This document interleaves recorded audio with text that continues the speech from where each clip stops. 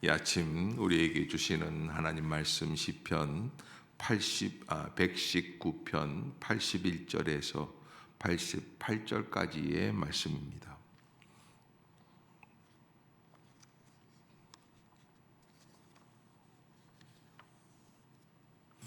시편 119편 81절에서 88절까지의 말씀 제가 받들어 읽겠습니다. 나의 영혼이 주의 구원을 사모하기에 피곤하오나 나는 주의 말씀을 바라나이다. 나의 말이 주께서 언제나 나를 안위하실까 하면서 내 눈이 주의 말씀을 바라기에 피곤하니이다. 내가 연기 속에 가죽부대같이 되었으나 주의 율례들을 잊지 아니하나이다. 주의 종이 날이 얼마나 되나이까. 나를 핍박하는 자들을 주께서 언제나 심판하시리이까. 주의 법을 따르지 아니하는 교만한 자들이 나를 해하려고 웅덩이를 판나이다. 주의 모든 계명들은 신실하시니이다. 그들이 이유 없이 나를 핍박하오니 나를 도우소서. 그들이 나를 세상에서 거의 멸하였으나 나는 주의 법도들을 버리지 아니하였사오니 주의 인자하심을 따라 나를 살아나게 하소서. 그리하시면 주의 입의 교훈들을 내가 지키리이다. 아멘. 할렐루야. 이 아침 주의 전을 찾으신 여러분들에게 하나님의 은혜와 평강이 함께 하시기를 주의 이름으로 축복합니다. 오늘 말씀 시편 119편 81절에서 88절까지의 말씀, 오늘 본문에서 우리에게 주고 계시는 교훈은 무엇보다도 우리는 하나님의 은혜 가운데 주의 인자하심으로 살아가야지만 된다라고 하는 말씀입니다. 나의 영혼이 주의 구원을 사모하기에 피곤하다라고 하는 말씀은 주님께서 나를 붙들어 주시고 나를 온전케 해 주신다. 그래서 히브리어로 보면은 칼레타 리트 쇼아테카 나푸시 이렇게 얘기하는데, 이게 무엇이냐면 나의 영혼은 당신 구원 때문에 약해졌습니다 라고 하는 것인데요, 시편 기자는 극도로 쇠약하고 곰핍해질 정도로 구원에 대한 강한 욕망을 갖게 된다. 그냥 너무 간절히 주님만을 원한다는 거예요. 그렇지 않습니까?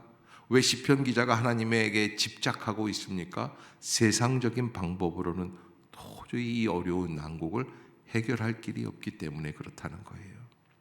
그러게 우리가 주님 앞에 나아갈 때마다, 주의 은혜를 간구할 때마다 절대적인 은혜의 권리, 하나님 인도해 주시옵소서, 역사해 주시옵소서, 쇠약하여 곰핍해질 정도로 구원에 대한 강한 욕망이 있을 수 있는 그런 열정으로 주님 앞에 나아가게 하여 주시옵소서. 그래서 이 말씀 안에 담겨져 있는 의미는 인간적인 노력이나 능력으로서는 결코 구원에 이룰 수 없다는 교훈이 깔려 있다는 것을 나타내고 있습니다. 오직 구원은 하나님의 사랑으로 베푸실 수 있게 되어 있습니다. 하나님이 베푸실 때만 우리는 받게 되어 있는 것이죠. 그러기에 하나님의 은혜 가운데 주님만 바라볼 수 있는 그런 은혜의 역사가 이루어지게 되는 것이죠.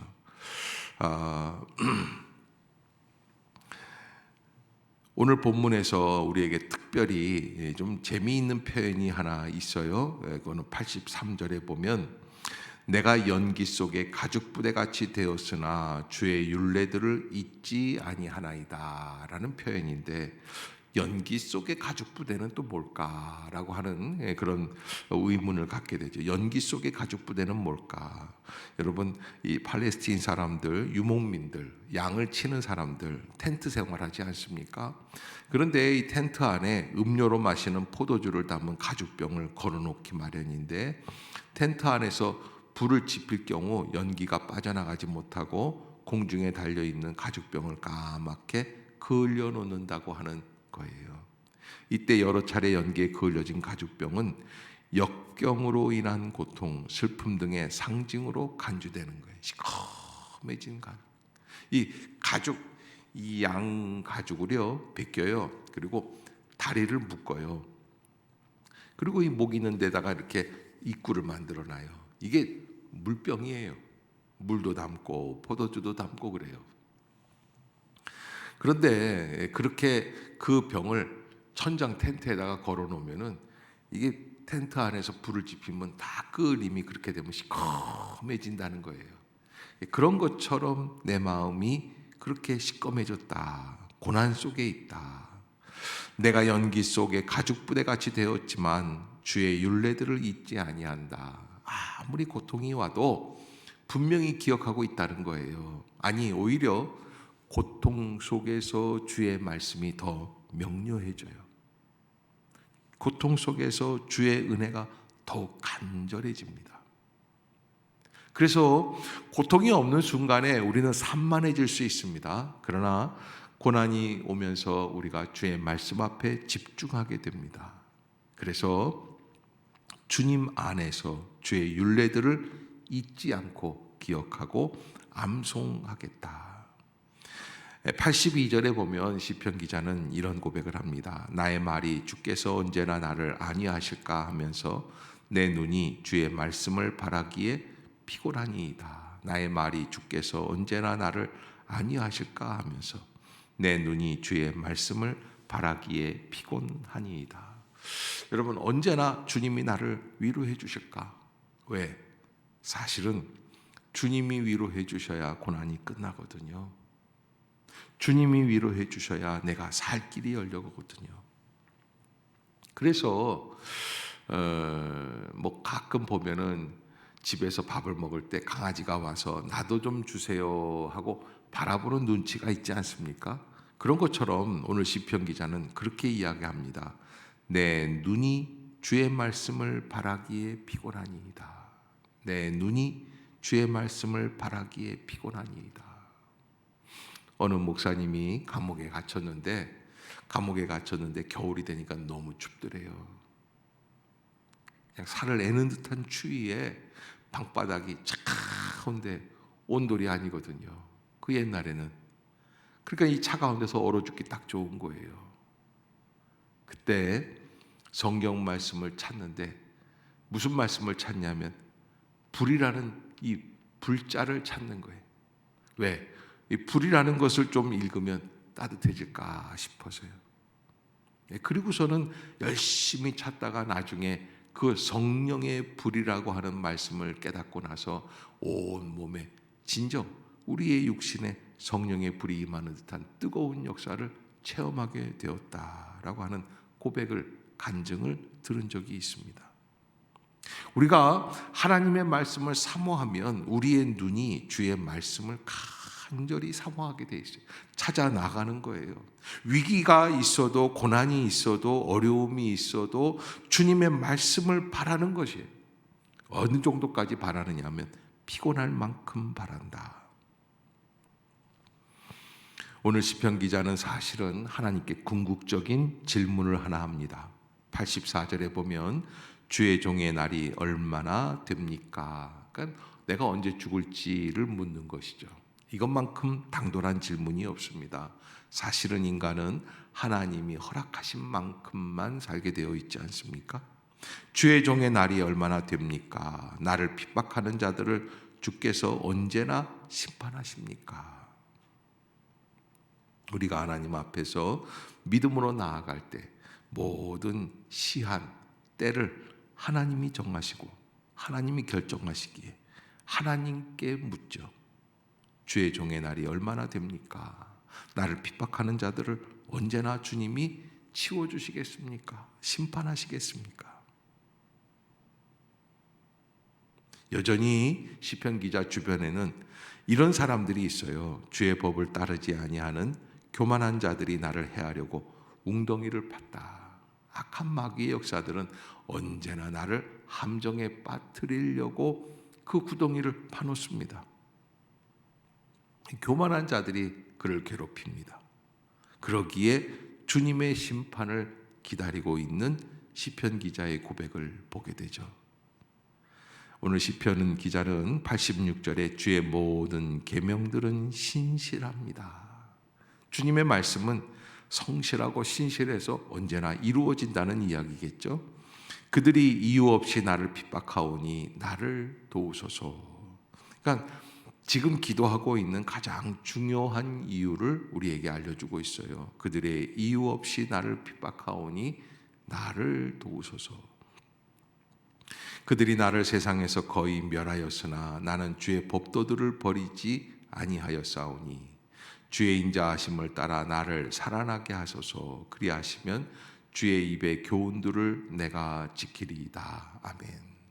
전 여러분들에게 오늘 이 88절에 나오는 이 고백 따라해 주시길 바랍니다. 주의 인자하심을 따라 나를 살아나게 하소서. 다시 한번 주의 인자하심을 따라 나를 살아나게 하소서. 사랑하는 성도 여러분, 우리는 주님의 인자하심, 주의 은혜만 구할 수밖에 없습니다. 우리는 연약한 자들입니다. 주의 인자하심이 없이는 도저히 살아갈 수 없는 인생임을 잊지 말아야 합니다. 그러기에 내가 주님의 주신 말씀들, 교훈들을 지키는 것도 주님이 나를 살게 해 주셔야지만 할 수 있습니다. 내가 말씀을 지켰기 때문에 주님이 나를 살게 해주시는 게 아닙니다. 주님이 은혜를 베풀어 주셨기에 내가 오늘도 나올 수 있는 겁니다. 내가 기도할 수 있는 겁니다. 내가 말씀대로 살아갈 수 있는 것입니다. 그러기에 오늘 아침에 기도할 때도 주여 주의 인자하심을 베풀어 주시옵소서. 주의 인자하심을 베풀어 주시옵소서. 그래서 우리가 주님의 은혜로 살아가게 하여 주시옵소서.